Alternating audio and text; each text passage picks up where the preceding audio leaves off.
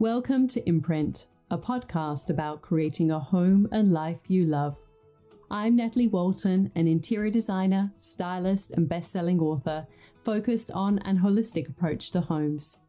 Each week, I'm sharing insights and interviews about the creative process to help you enhance both your interiors and well-being, as well as provide you with the tools and resources to make considered and sustainable choices with all that you create.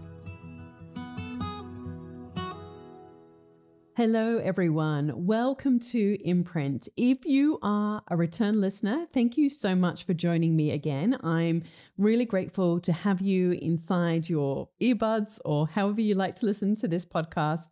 And if this is your first time, welcome. I am so excited to have you here and trust that you're going to get a lot of value out of today's episode.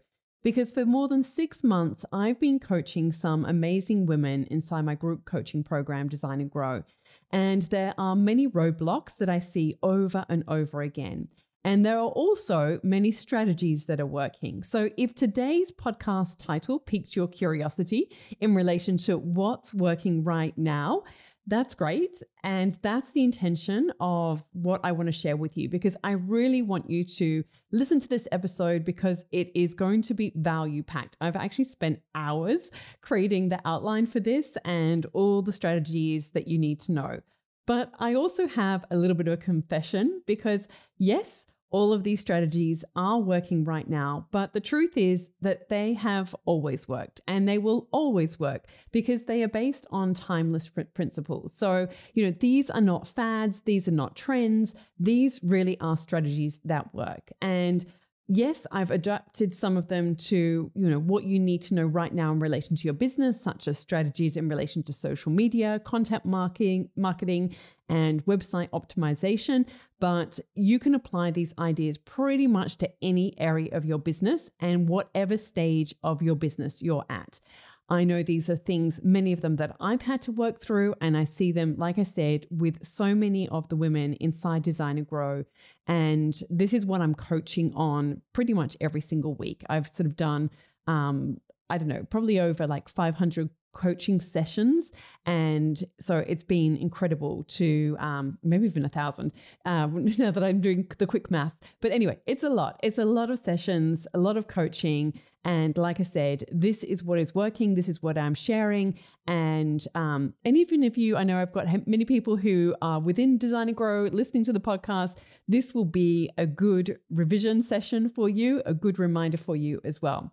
All right, let's get into it. The first idea that I want to share with you is you need to get out of your own way.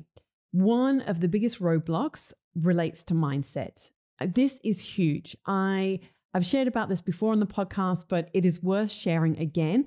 And I really wanted to put it as the first point because honestly, this is often the roadblock that stops everybody, no matter where they are on their business. So I can speak to somebody who is trying to get an idea off the ground, and I can speak to somebody with a team of 5 or more, and they face the same roadblock about getting out of your own way. I've experienced this myself. And like I said, I see this in every single woman inside Design and Grow. Some of the things that come up is, like, who am I to do this? I don't know if I want to do this. I want to help people, but, I'm not sure if I've got enough experience. I don't know if I can help people, or, I don't want to play the Instagram game. And so the strategy really is that you need to get out of your own way. You need to give yourself as much evidence of why you are ideally placed to succeed. So better questions to ask yourself is, how is this good for me? If I am facing roadblocks, or if you are facing roadblocks, then look at this situation of, how is this situation good for me? What can I learn from this? Or how can I make this happen? So it's a subtle shift in the way that you can ask a question, but instead of why is this happening to me, how is this good for me? Or how can I get this result? And really looking for evidence of that thing, or how am I perfectly placed to achieve this goal or do this thing? Because our brains will always find a way to try and keep us safe. And that looks like just moving or staying stuck or keeping in inaction. But the way that we get any result is we need to move into action. So number 2 is to watch your words. This kind of builds upon point number 1. Point number 1 being about getting out of your own way. It really is, I think one of the key things is creating that awareness that you are actually the roadblock in your business. You are the one that's holding you back. It's not what you're creating. It's not what you're doing in terms of like your offer or your service or your products. It is more that you are the roadblock. And the second point is to watch your words. So because this becomes foundational to solving problem 1. So we learn language, obviously, in our childhood that can stay with us throughout our lives. We learn it from our parents, from family, from friends, peer groups, their parents. And, we can even have thoughts and ideas that are passed down through generations. I've really come to realize this. So many of the things that I do are my behaviors, and I've really been looking very deep within myself over the past few years. And I can really see that some of the things that I carry with me, they are not only from my parents, but from their parents. It's intergenerational. And, there's so much research to back this up that this can really be passed down. So much of what we say and think, we don't even realize. And I remember for me, the big revelation was when I first listened to an interview with Eckhart Tolle, and I didn't realize that everybody else had thoughts swirling around in their head too. All those thoughts that you have, like that just follow you around. Like, I think it's in one of the Peanuts cartoons. Is it Linus? There's one of the characters, and he just always has this cloud around his head. And I kind of feel like, my thoughts, I've learned to sort of contain them much more now. But for many, many years, like that was my existence in life, was just walking through, having like a million thoughts constantly going through my head. And this idea of the ego was such a huge moment of realization that we have this part of our brain that really, wants to keep us safe and wants to keep us in a particular place, in a position. And not, it was just this huge revelation that not only did it exist, but also the realization was that it actually empowered me to know that I had a choice to choose my thoughts. And you can too. So really pay attention to the thoughts that you have and the words that you speak about yourself and your business. So instead of saying something like, if I can make this happen, it would really help me. Or if I can do this, then blah, blah, blah, whatever that is for you. Instead, say, when I make this happen, when I make this income, or when I achieve this thing, when I get my first 10 clients, or when I hit this revenue goal. So instead of saying if, say when. So, or instead of saying if I can start making some more money from my business, say when I start making money from this business. It's a really subtle shift, but it's really powerful.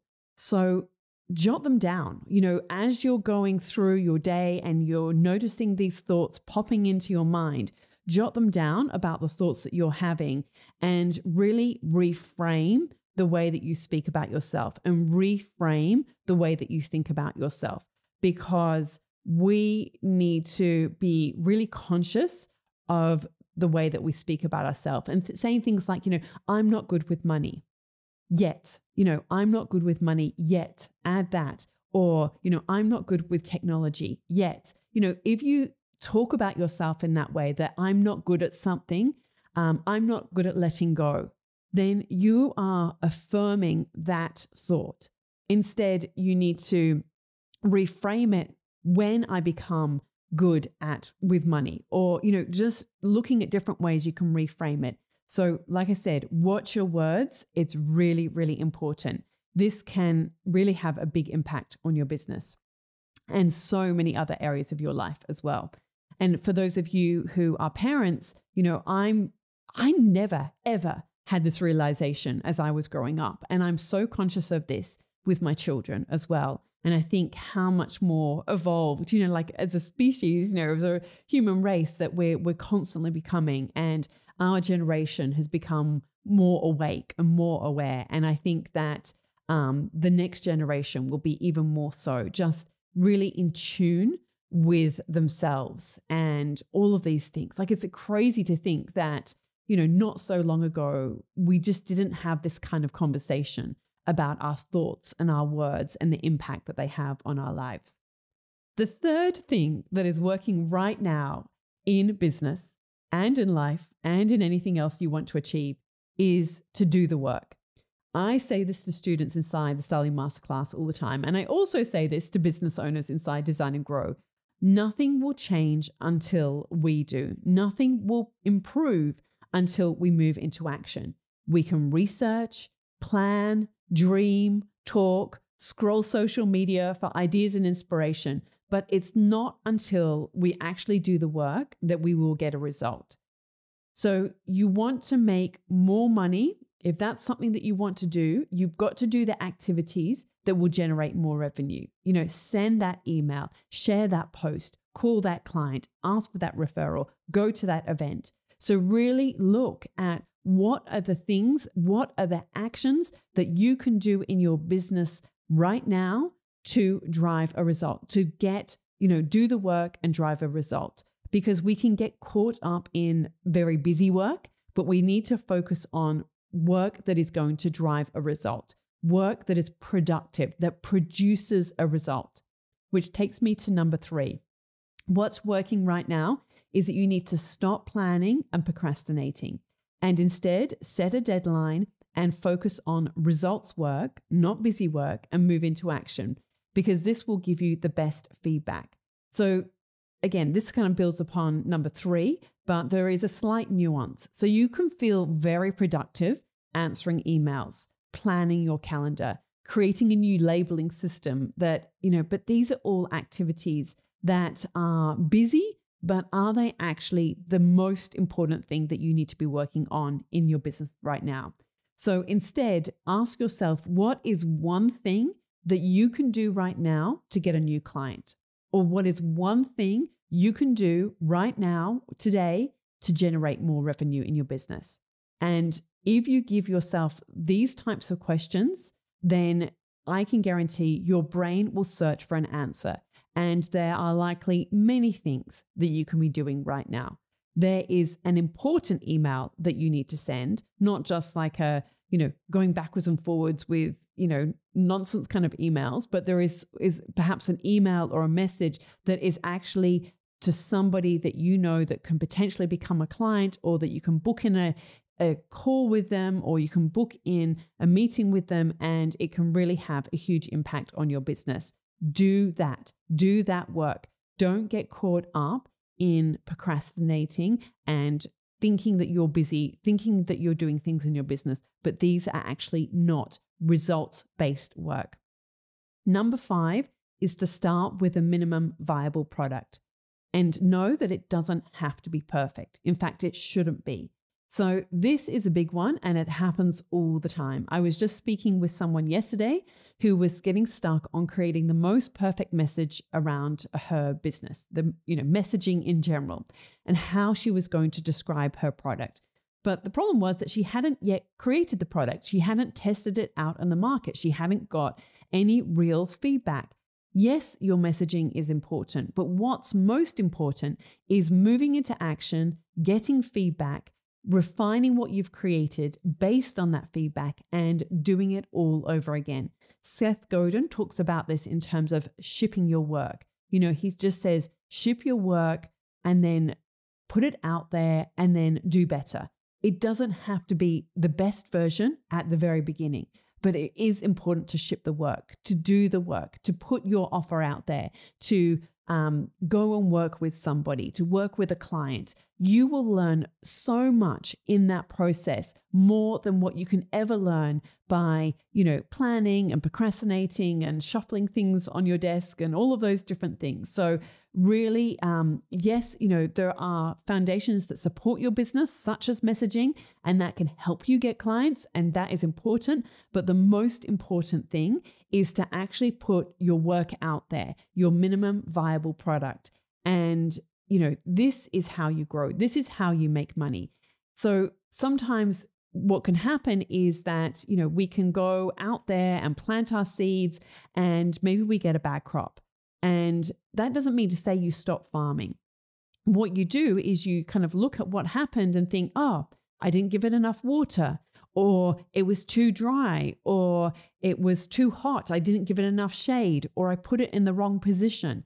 And then you apply those lessons to your next crop.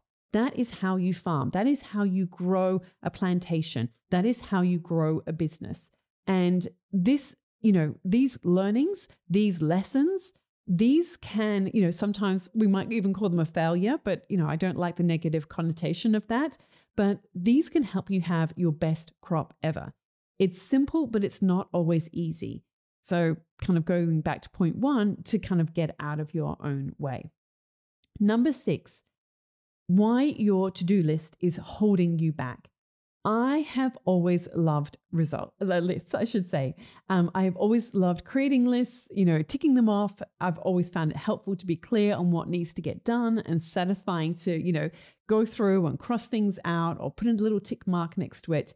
But the way that I have created to-do lists has changed. So instead of just creating a to-do list and going through that list one by one, now I do a mental download once a week of all the things that need to get done, and I prioritize that list. So it's kind of like doing, a download from your phone. I actually was recently created a photo album for my family. And so, I've got, as I'm sure you do, like hundreds and thousands of photos on my phone. And so I had to go through those, and then I would favorite those. And then of those, I would select the ones that would go in the album. And so, we need to kind of do the same with our to-do list. We need to kind of go through all the things that, write them all down, all the things that we think we might do. And then we need to refine that list because we can't do everything. So prioritizing your list is important. There is a real distinct difference. I'm not just doing everything on that list. I'm making a decision. Where is my time best spent? What is going to have the biggest impact? And I write those 3 things at the top of my list, and I schedule those activities into my calendar because this is what drives results. This is what makes you money. Number 7 is know your numbers. For many years, I didn't know my numbers in my business. And I mean, I really didn't know my numbers. I knew how much I needed to make in my business as a sort of top line number, but that was the problem. I didn't really know the bottom line number. I needed to know the number after tax, after expenses, so that I could calculate my true hourly rate. So that is my question for you. Do you know your true hourly rate? This is how much is your business currently paying you? Do you know how much your money your business needs to make to actually make you money, to make a decent living? And are you tracking that number? So many creatives don't. And I dare say so many women don't. I have had women who have been in business for 8 years within Design and Grow. And with the trainings and the coaching that I've been giving them, this is the first year that they've actually set themselves a number to track and a goal to reach towards, that they've actually looked at their numbers in a very considered way.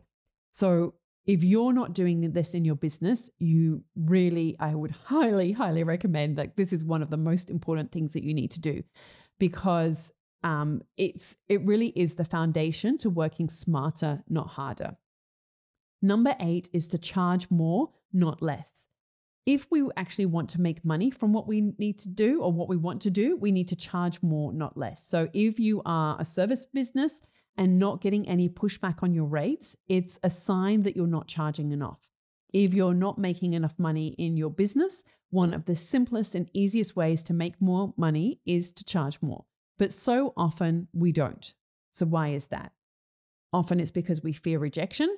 See point one. We worry that we're going to look maybe greedy. We don't want to seem greedy. And the truth is, you're not being greedy. You're valuing your worth.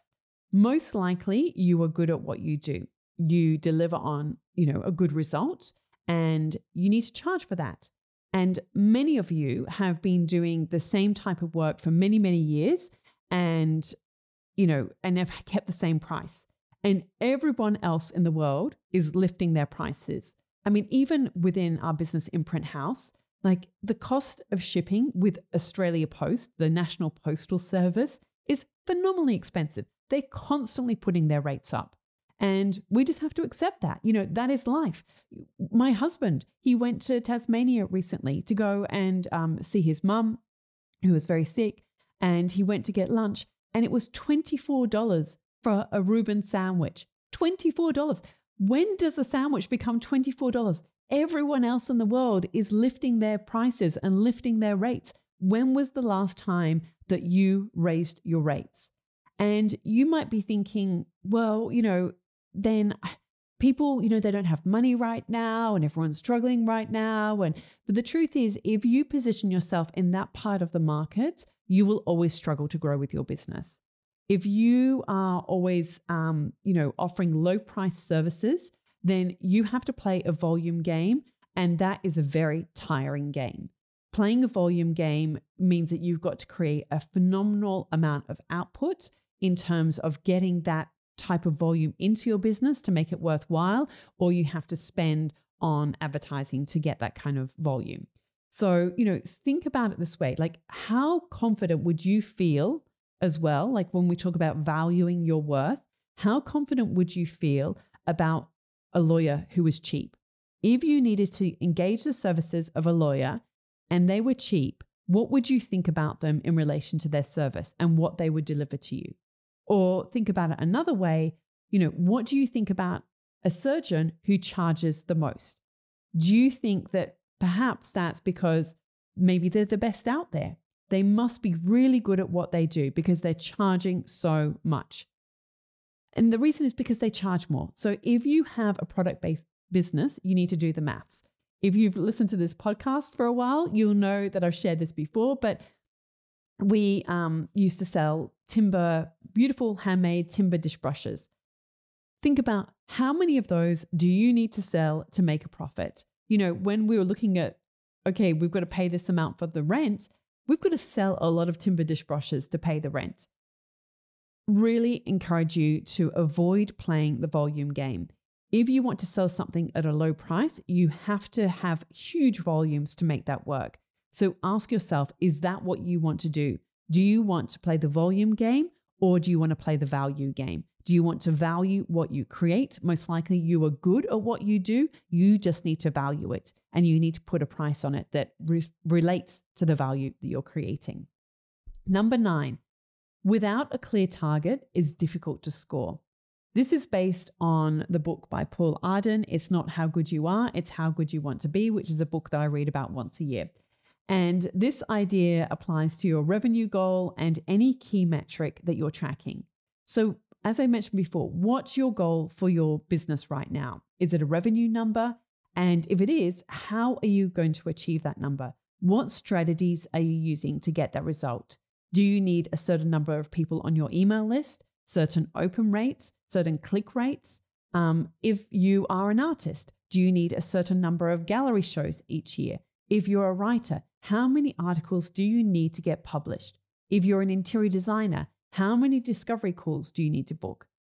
Once you know your key metric, the thing that sells the thing, the vehicle that you need to focus on to actually get that sale, so that you know what is the top of your funnel. If you sort of think of the funnel as that very top part of like, this is the work that I'm doing, and from so many reach outs, I'm going to end up with so many conversions. Because of course, we can kind of misunderstand this sometimes, or almost delude ourselves a little bit sometimes. But if we want to get, let's say, we want to have 5 clients a month, then we've got to reach out to more than 5 clients.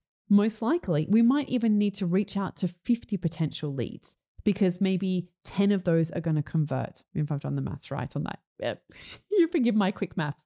I always get very stressed when I have to do quick maths on the spot in front of like an audience of people listening.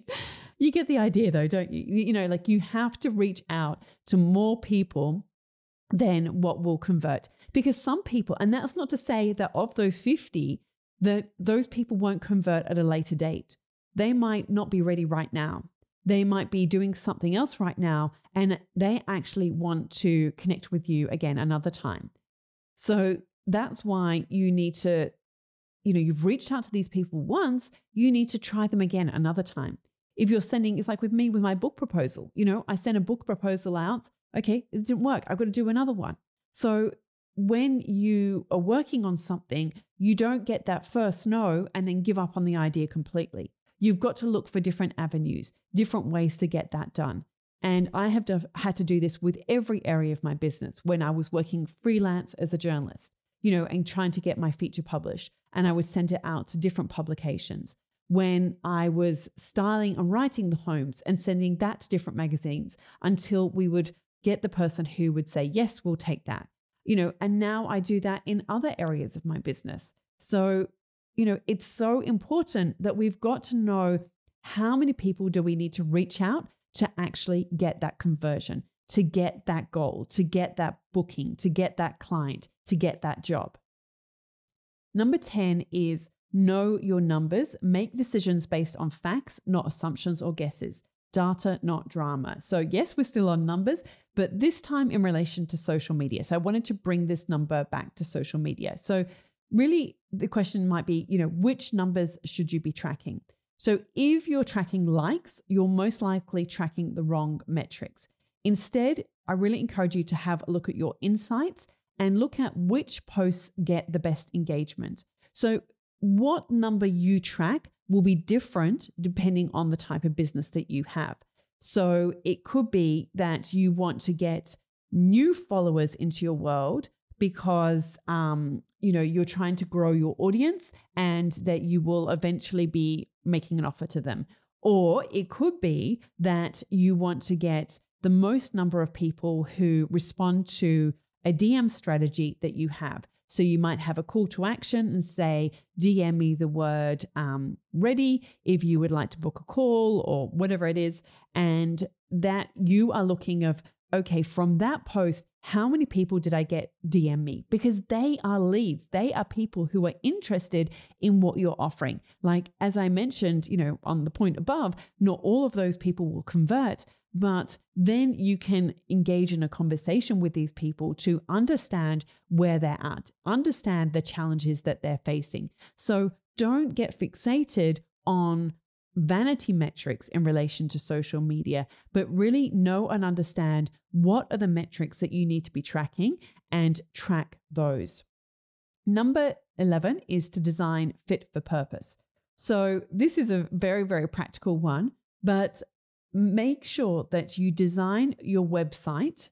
I'm going to talk about it in relation to websites for mobile, because most people actually look at your website on mobile. So designing fit for purpose is obviously it's a concept or an idea that applies to interior design, for product design, so many different areas of life. And we need to apply this principle to different areas of our business. So if we're thinking about, designing our website, what is the best way to design it? It's to design it for how it will be used. If you look at your insights on your website, you will find that the majority of people will actually look at your website via their mobile. I was actually just looking at my website analytics this morning, and it is about 75% of people who actually look at my website are looking on mobile. So make sure that you are actually viewing that when you are designing it. And I have my website is with Squarespace. And so I can toggle on the top right-hand corner to view a desktop view or mobile view. And it's really important to toggle between the two, because obviously most of the time we're actually designing on our laptops or our computers. And so we're getting that desktop view, but that is not how most people are viewing your website. So you need to really look at, what do the buttons look like on the sales page, for instance, on your mobile? Or what is the pop-up button? Can they find the cross button so that they can click off the pop-up button easily? Those things, you can lose people easily. These are like all holes in your bucket of your leads and the funnel of your leads if you have those little areas where you're losing people because you're not optimizing for mobile. But really take this principle to every area of your business. Make sure that you're designing fit for purpose for, the purpose of that particular product or asset or technology within your business, and making sure that it works, that it is easy, that it is compatible with the result that you're trying to achieve. Number 12 is why you're doing too much and how it's hurting your business. This can show up in different ways. So are you trying to do too many things at once? There is a saying that if you try to chase too many rabbits, you'll get none. So diluted focus, diluted results. This really comes up a lot for entrepreneurs in general. And then I think if you're a creative entrepreneur, it's almost like tenfold because you've kind of got both of those different personality elements whereby you're kind of wanting to create. So entrepreneurs are creatives. It's a different type of creativity, but I do believe that when you're an entrepreneur, you are engaged in a creative act. And obviously, when you're a creative, you are always looking for ideas and like, I could do it this way and I could do it that way. And what can end up happening is when we spread ourselves too thin, then we don't end up doing well at anything. So what we really want to make sure is that we focus on one thing at a time, one key area of our business at a time. We optimize for that. We scale that. We, improve that so that can run, like clockwork, and then we move on to the next idea. The problem is that when we're trying to do lots of little different things at once, and, we start to struggle with that. I was talking to a friend the other day and she's got this new idea, and, I was just encouraging her that, because this is something that I say to myself all the time. If I'm going to put something on my plate, if I'm going to do this new thing, what is the thing that I'm going to take off my plate? And it's also important to ask that we can get sometimes very scrappy and try out lots of new ideas and different strategies and doing all these different little things. And it's like, what result is this actually getting? Is this working? Or should I be taking a different approach to this? There is a book called 10x is easier than 2x. And I actually created recently a notebook post on my website about my top 5 favorite business books. And I'm actually thinking of doing a podcast episode about some of my favorite books. But, I talk about this book in terms of this idea. And it really is, you would think that to do 10x would be like, that just sounds crazy. Like that would just be so much more hard work. But what actually is true is that when we just trying to make smaller improvements, we often get fixated on just like, I'm just going to do more, I'm going to just do more Instagram posts, or I'm going to do more podcast episodes, or I'm going to do more of this particular thing to try and get a result. But what actually ends up happening is we end up wearing ourselves thin. So in the book, they say 2 times is linear, meaning that you're striving to double output by doubling effort. And it can be exhausting and soul defeating. By contrast, 10x is so big and seemingly impossible that it immediately forces you out of your current mindset and approach. You can't work 10 times harder or longer. So 10 times going 10x isn't about more, it's actually about less. It's about focusing on quality, not quantity. And so this is what I want to share with you when you're looking at the different areas of your business or the different offers. Instead of having 10 different offers and trying to get them all off the ground at once, focus on what is the best thing that you can be working on right now, because that is the thing that's going to drive a result, and get that working really well, really tuned in. And that is what you should do rather than trying to do 10 things at once. So this is something that I've really been focused on the styling masterclass this year. I've got other courses and programs, but for the first half of this year, I've really been focused on just getting that really dialed in terms of all, the back end of how it runs and flows and optimized. And, and we've been seeing the results of that. So it's really been working very well for us in our business. And I really encourage you to focus on one thing in your business rather than trying to get 5 things off the ground. Number 13, we're coming towards the end, is how to let go to grow. So ask yourself, what is the constraint in your business right now? Most likely it's you. You're trying to do all the things, you're stretching yourself too thin. So it's time to let go of what's not profitable, let go of what's not working, and let go of anything that doesn't bring in money. And really look at what is bringing in the money. This is based on the 80-20 Pareto principle, which is that 80% of your results will come from 20% of your actions. So 80% of your revenue will come from 20% of your clients. 80% of your profit will come from 20% of your products. Focus on those. Simple as that. That is like one of the most effective strategies that you can implement in your business, and it has always worked, and it's working right now, and it will always work. Number 14. The number one thing that you can do right now to boost your bottom line is be consistent. This relates to showing up consistently on social media. This shows that you are reliable, that you can be trusted, that you can be counted on. Showing up consistently in your business with your client or customer communication, showing up consistently with executing marketing strategies. Know that consistency is one of the key factors of building a memorable brand. Being consistent builds trust, it creates customer loyalty and satisfaction, and it really shows that you're reliable. When you are consistent, you establish a solid foundation for sustainable growth and profitability. And the best and easiest way to be consistent is to create systems that support you, because you might be thinking, okay, well, you've just told me to just focus on one thing. So how can I be consistent in all these different areas?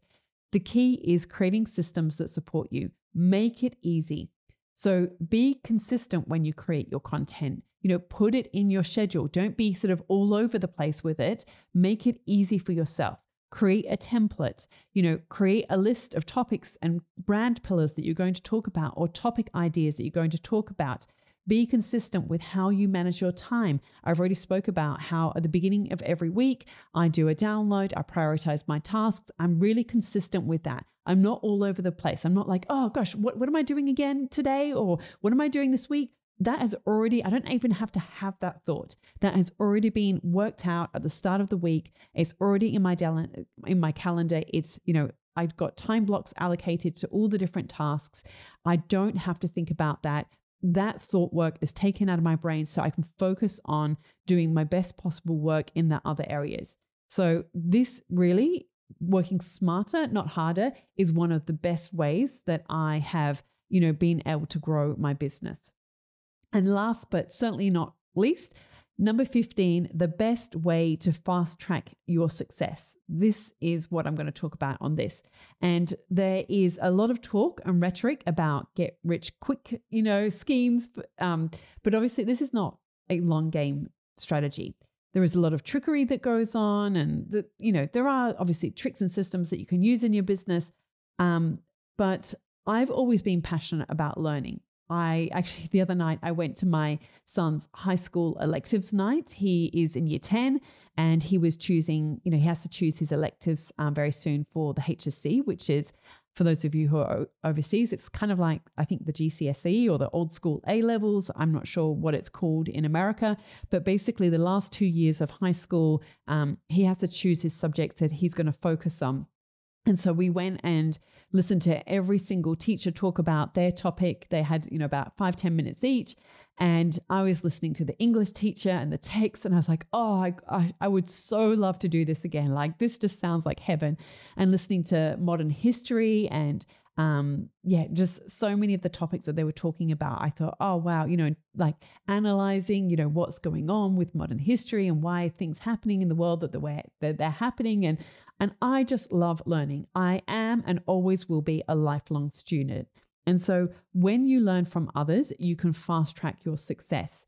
And my journey would have been so much easier if I had put my hand up earlier and got a mentor earlier. And I always have kind of felt like, oh, I can work this out. I can kind of like figure it out on my own. And, and a little bit of a scarcity mindset in relation to money. Like, I don't want to spend my money on that. Like, I can work this out. Like, I'm smart, or I can work hard. And honestly, oh gosh, I really wish I had done this earlier in my business. I currently do have a coach and a mentor that is helping me and giving me advice. And when he does, it's just like it just really helps me get the answers easier, because he's got, 25 years of experience.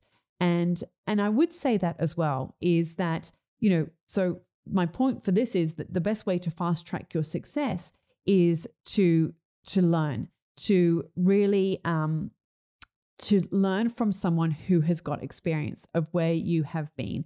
And I know for me that has been key on my journey more recently.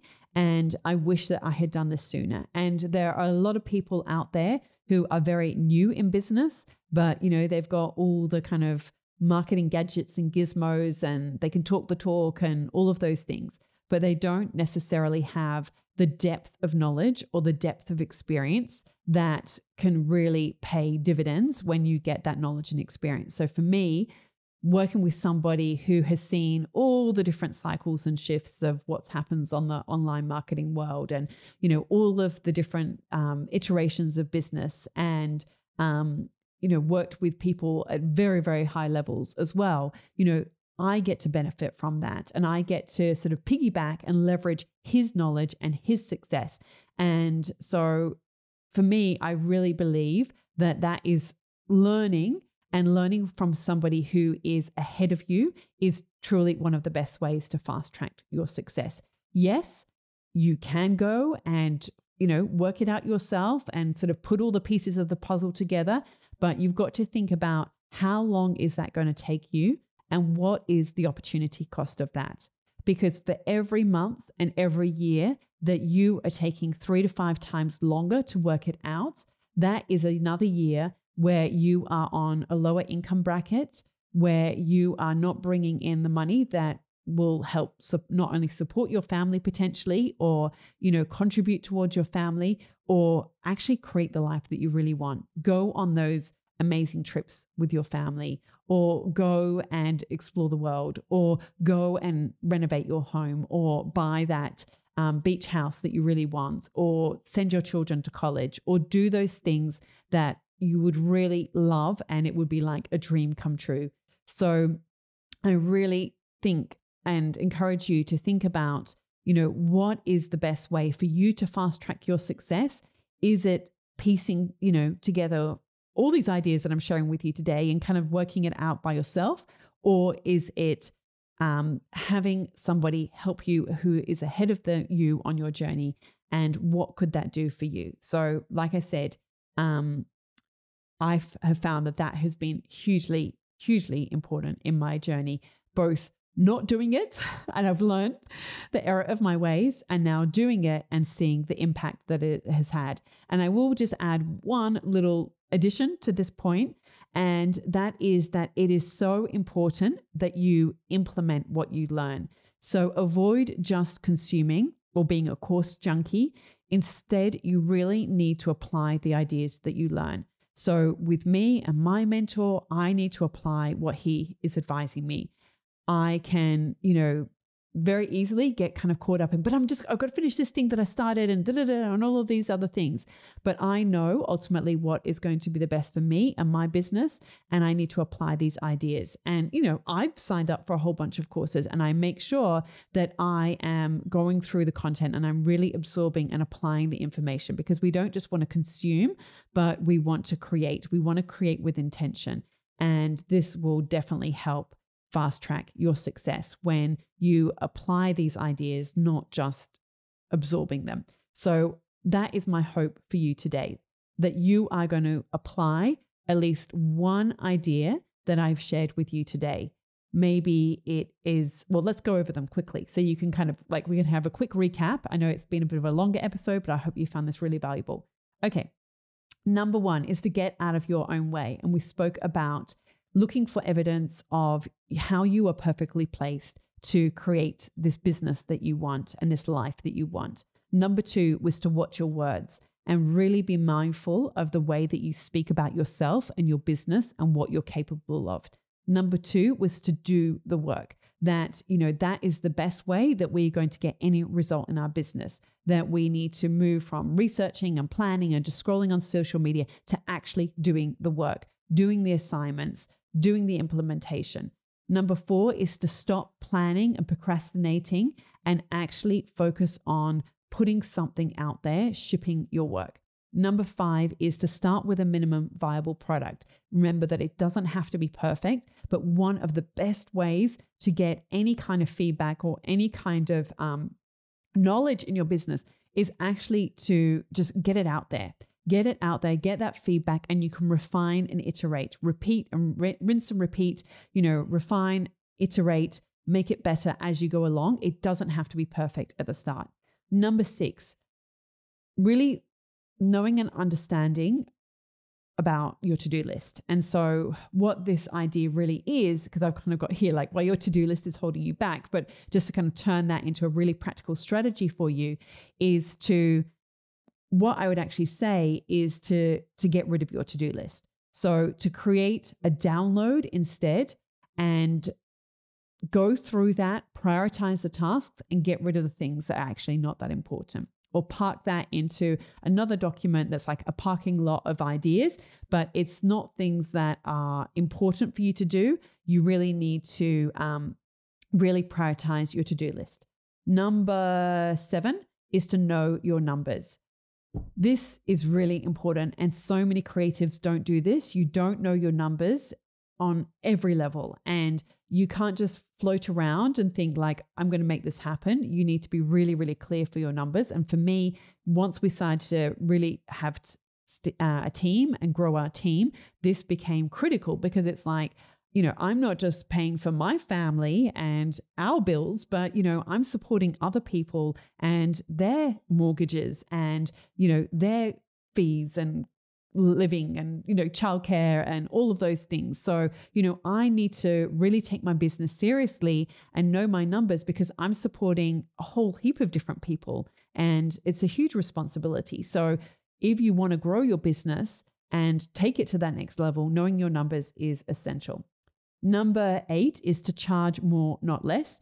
Really think, what are you going to do? Are you going to play the volume game or the value game? Trust me, the value game is where you want to be. Number 9 is to really set yourself a clear target, because without a clear target, it's difficult to score. So know that top part of your funnel in terms of the numbers that you need to get. So before you start getting those conversions, what is the top part of your funnel and what numbers, and know the numbers at each part of your funnel, because obviously not everyone is going to always convert. Not everyone's going to convert today. Some people might convert later on. So knowing your numbers at each part of the funnel is really important. Number 10 is to make decisions based on data, not drama. And we can get so emotionally invested and think, it's all about us or other things, or we can blame Instagram or, the algorithm and all of these things, but instead really focus on the data, not the drama in your business. Number 11, design fit for purpose. And we looked at this in relation to your website, and make sure that you're optimizing for mobile.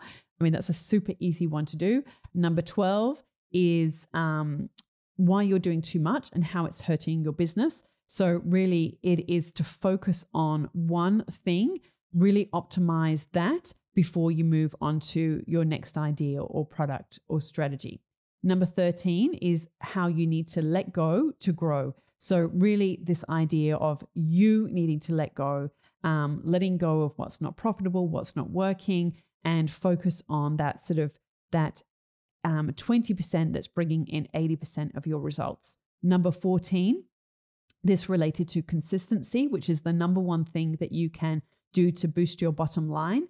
And number 15 is that the best way to fast track your success is through learning from somebody who is ahead of you on your journey and to actually implement what they share with you. Because that is what I'm seeing is working within Design and Grow. The people who are actually not just watching the trainings and not just coming to the sessions and not just doing, the one-to-ones and all of those things, but the ones who are actually implementing my ideas and suggestions and what I've learned. And, I am obviously making it specific to their business and where they're at on their journey, but we need to implement. And the people who do this, they are having huge results. They're having huge results with their revenue. They're having huge results with Instagram. They're having huge results with growing their email list, which is, one of the best ways to convert clients, potential clients and customers. So, it really works. And so that would be my big encouragement for you, is to find somebody who is ahead of you on your journey, who you relate to, who you feel has got the experience and they're at a place in their business where you would like to be, and, really try and find a way to learn from them. Okay. So like I said, I really want you to think about what is one thing that you are going to take and implement from today, one idea. And I've just shared 15 with you, and I really encourage you to do one. So let me know. I would love to hear from you. You can send me a DM on Instagram. You can leave a comment in the review section. This is episode 192. If you had found this episode valuable, then please share with a friend. And I really appreciate you joining me today. And I look forward to connecting again with you the same time next week. Have a beautiful week. All of the links and info for this episode are at nataliewalton.com/podcast. Don't forget to subscribe so that you can get a direct download of the latest episode. And I really appreciate when you take a minute to rate and review, as well as share the love with someone you know who might benefit from this episode, or on social media. If you'd like to access a range of free resources, come visit my website, nataliewalton.com. Thank you to Jaeger Media for producing this podcast. And I would also like to acknowledge the people of the Bundjalung Nation where it was recorded, and pay my respects to elders past, present, and emerging. I look forward to connecting again soon. I'm Natalie Walton, and you've been listening to Imprint.